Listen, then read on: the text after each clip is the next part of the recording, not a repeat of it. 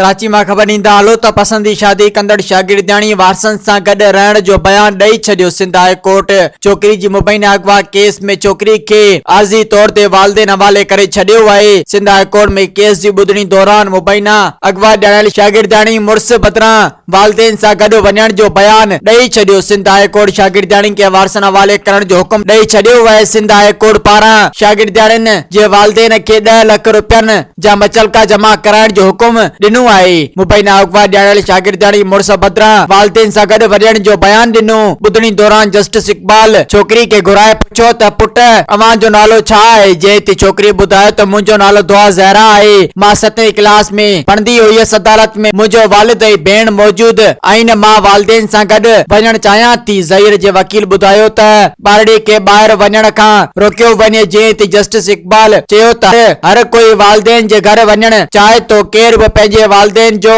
घर नथो छॾणु चाहे। अदालतूं सभिनी जे लाइ खुलियल आहिनि। छोकिरी नंढी आहे, वालदेन ॾांहुं वञणु चाहे थी, शेल्टर होम नथी वञणु चाहे। मज़ीद ख़बरनि ऐं तफ़सीलात लाइ विज़िट कयो असांजी वेबसाइट www.awamiNewsHD.com ऐं ॾिसंदा रहो अवामी न्यूज़ HD।